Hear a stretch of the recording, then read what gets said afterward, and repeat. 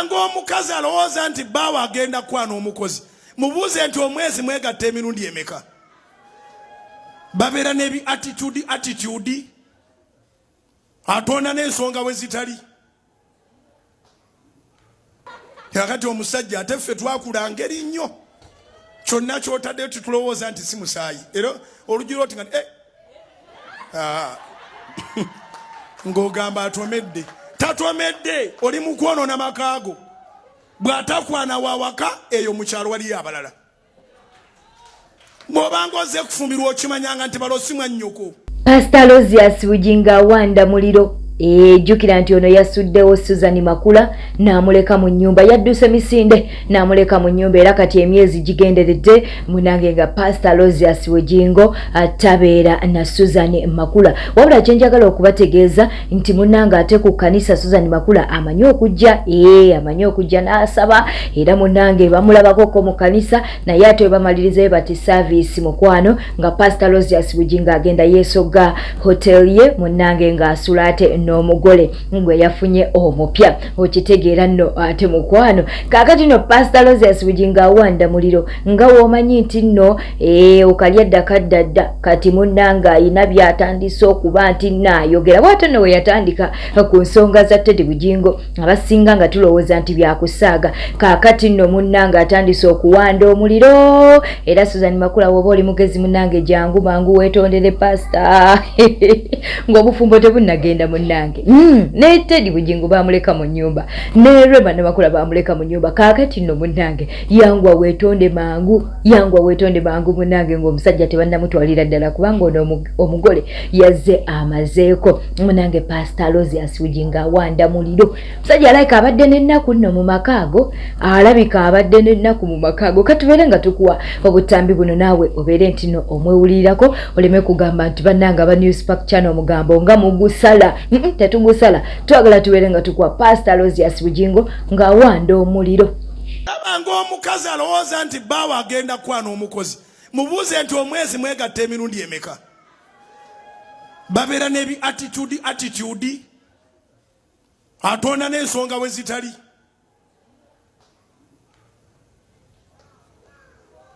Nkiddemu abakazi ababeekengera nti abakozi bandyebaka n'abasajja. Mubuuze nti omwezi mwegatta emirundi emeka ne balo. Nkugambye nti baba n'ebi attitude. Nga bwafuga omukozi, bwafuga nebba, bwafuga buli wantu wonna. Musajja buli wagira ate ndi mulwadde ndeka nawe ndi mulwadde.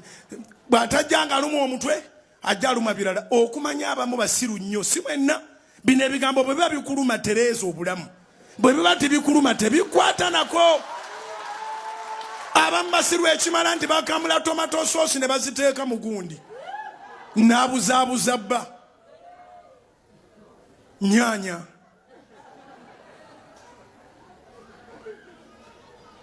Nga si nsonga naye nga nnyanya. Kakati omusajja ate ffe twakula ngeri nnyo. Kyonna ky'otadde tulowooza nti si musaayi. Era olugero oti nga ng'ogamba atomedde. Tatomedde oli mu kwonoona makaago. Bw'atakwana wawaka eyo mu kyalo waliyo abalala. Bw'obanga ozze kufumbirwa okimanyanga nti balosimwa nnyoko.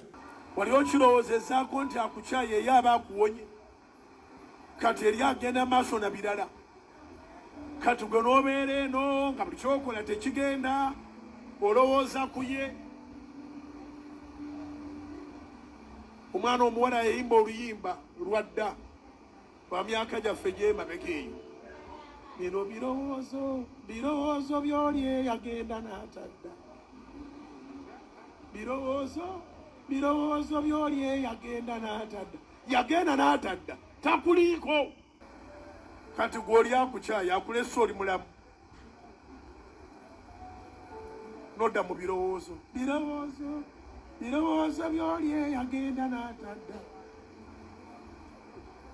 Bindi bubi era simanyi oba alidda. Ano neki. Nga tukyali ewa Pastor Lozias Bujingo munange omugole. Ono omugole ye yazze n'emikisa. Ono omugole munnange yazze amazeeko. Era Susan Makula waatabeere mwegendereze munnange amaka galugenda. amaka galugenda nze njagala okubeera nga nkubuulira munnange tubadde tuli awo ng'ate Pastor Rosias Bujinge emmotoka eri gye baamukubiramu amasasi ago agaali gamugye mu bulamu bw'ensi eno amasasi agaamuleetako ebiwundu wabula pasita yafuna ebiwundu bambi natugamba nti najja kubeera nga abitulaga naye paka kati tukyalinda tanabakuba nti nate abitulaga naye nga munnange amasasi ago kata gabeere nga gamutta kubanga ate gataano omukuumi we ayitibwa Richard yava mu bulamu bw'ensi eno kaakati nno munnange okuva olwo poliisi ebadde yatwala emmotoka eyo poliisi ebadde yatwala emmotoka eyo era nga Pastor Bujingo takyagivuga wabula ono omugole yazze n'emikisa ono omugole yazze amazeeko ono omugole munnange wa mikisa munnange Pastor Rosias Bujingo atolowooza emmotoka tagiweereddwa munnange emmotoka bagimuddiza era waddembe okuba nti nate agivuga katulinde munnange ayinza ogisigamu mugole kubanga omugole yazze n'emikisa kati mpolyawo omugole ayinza okwewangulira emmotoka naye nga twagala okuyozayoza Pastor Bujingo olw'okuba nti nate emmotoka eno yamuddiziddwa munnange lutalo lwa SB4 kw'ossa ne Kabaata munnange SB4 yagenze n'alyoka akola emboozi ku Champion Gudo mumutegeerera ddala bulungi ono atera okubeera ne Alien Skin omuyimbi kakati munnange we yamukozeeko emboozi abantu we bategeeredde nti Champion Gudo munnange takyaliwa Alien Skin kakati no munnange Kabaata nga yeeyingiza mu mboozi ng'agamba lwaki munnange SB4 yavuddeyo n'abeera nga ajjako interview Champion Gudo nga mbu bya content kakati munnange SB4 avuddeyo n'awanda omuliro n'amugamba Kabaata oli musajja mubi nnyo buli bantu benkolako interviews munnange ojja n'obabuuza nabawadde ssente meka bafunyeemu ki biki byo byonna toyagaliza banaye Kabaata munnange bamuvumye ne bamugamba nti tayagaliza era nga munnange SB4 yavuddeyo n'alyoka agamba nti interview eno teyagikoze kuba nti no alabisa Alien Skin wabula yagikoze kumanya wa Champion Gudo ajali oba sicho babeere ng'ate baweebwa obuyambi kw'ossa n'okuba nti naafuna Alien Skin ategeere obuzibu bonna we buli okusinga omwana ono okuba nti nate abonaabona munoonyeza mukulu nga simufuna nga nange sirina kyakkola ne mugamba wadde wanoonyeza omukulu nga tomufuna naye ekyokutunula mu kamera omukulu tagenda kujja olw'okuba otunudde mu kamera ne mugamba bwe wakoze sitole eyo bwe wakoze sitole bwe watunudde mu kamera Mami Dolini neyaziza bwe watunudde mu kamera n'oyogera bye wayogedde ku Family Forest wafunye ssente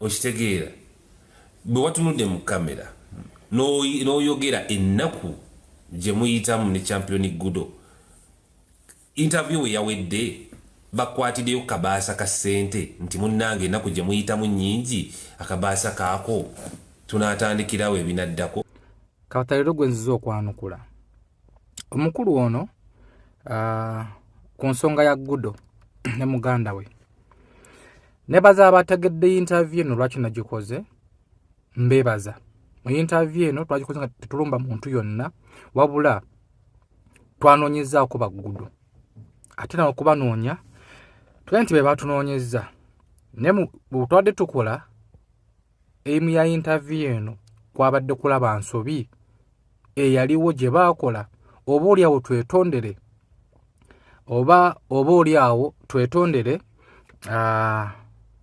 Alien abaana bano addemu abazaale era gwe gwabadde omulamo gwa interview eyo era nabo baagaye tutamanyi kyabagobyayo tho tukyanoonyereza ekituufu era mu interview obanga giwuliriza nga tunoonya ne ku Alien oba oli awatutangaaze waba nga waliwo ensobi abasonyiwe nze ngenda kusalutinga Alien okubeererawo abantu okubeererawo omuntu yenna walaba abantu nga tubanyenako oluganda tasobola tubeererawo naye wabanga yasobola okujja Gudo ekawempe n'ambeerawo mu mbeera yonna eyo saluti ne mu interview nagimuwadde nakati nkyagimuwa kuba era abeera n'abantu bangi ababeereddewo naye omukulu Kabaata aludde nsirisa ennyo ebbanga ddene Kabaata aludde nga buli wenkola interview ku omuntu oyo amukubira natandika okunnyononayo wano Lama yavayo n'ayogera ku Kabaata temwamutegeera.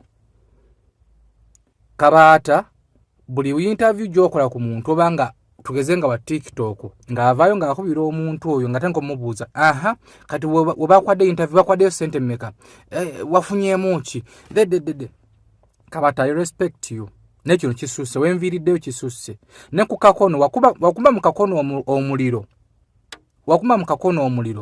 to an extent netekayo n'omusango kakono nze sinaba muvaako oba mafina yamuwa sente oba nze sinaba muvaako. Bantu bangi bakozeko interview ngozo bakubira amasimu era gwabadde n'okubano ugundi jeri video nti watunodde mu kamera wafunyemu ki bakwaddeyo ki interview tukwabadde ntukubasondera sente interview eno newe nali kutte emitwalo 10 oba kakadde n'enkabawa kale tekasobola kujjawo kiri interview eno babadde bayetaka kumanya nsobi gye bakola okwetonda kumanya nsobi gye bakola ku Fangoni. Kabaata tubeeremu amagezi togezza mutwe tubeeremu amagezi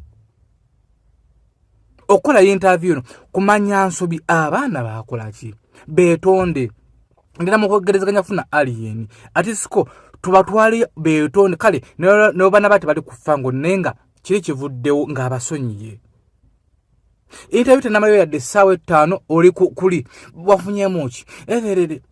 Bantu bangi abavuddeyo nga baagala okuyamba bana abaana. Lindako wayitawo omwezi obuuze nti watuna mu interview ya SB4 wafunamu ki mutulemesezza okukola izi interview. Kabaata gwe otulemesezza okukola izi interview ku abantu batunoonya n'obasindike waka Kabaata mugende waka Kabaata nga tuwala ebintu nga bino ovuddeyo oyonoonya ba YouTuber oyonoonya abama TV. Kabaata tetukulumbangako sikulumbangako wabula twesonyiwe nze nesonyiwa. Yes ndi mubi sikusanyusa bintu byokola tobyagala ne omuntu abanga nnoonyeza abane reason lwacha nnoonyeza nawe gyoli linda lwana kunoonya nchidamu none kutesenda nembaba na abaana emitwalo 10 oba emitwalo 2 oba ki ate sijjazizo bayira mu kamera kulaga nti mbawadde.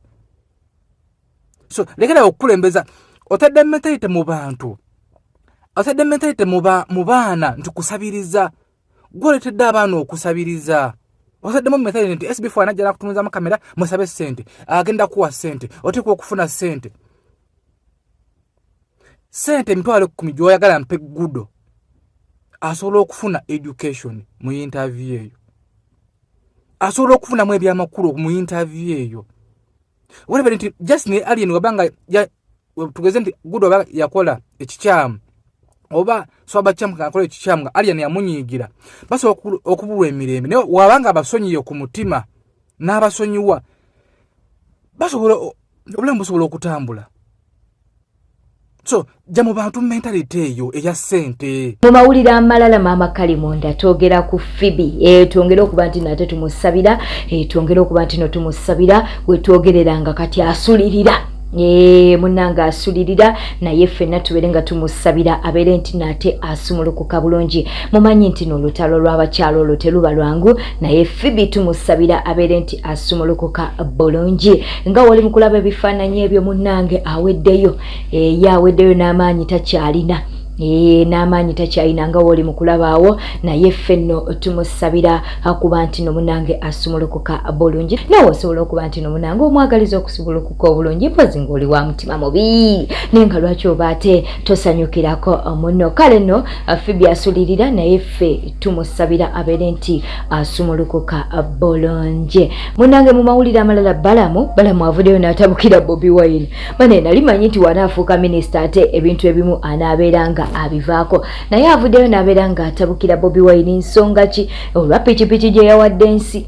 Avuddeyo n'alyoka agamba nti Bobi Wine okumanya oyagala nnyo obutaala kaakati nso okumuweera pikipiki mu kamera nga pikipiki eno sigamba nti no sente zavudde mu nsawo yo pikipiki eno sente zabadde ensonde owabadde otegeeza ki? oyo bamuyise minisita Balamu munnange katubere nga tetubirwako katubere nga tumukuwa obeere ntino naye omwewulirirako. President wabo wa National Unity Platform jo yabadde ayisa akabonga bagula piki y'omwana yavudde ebushenyi. Lwaki oyisa akabonga ku akaunti yo eriko obuwumbi n'obuwumbi? Tulekerawo okubeera abakodo. Bwetutambudde obadde mulabi mulungi balekwe kumira ku Newspark channel. Subscribinga, likinga, leka obakabawo mu comment section. Beera bulungi, weeraba.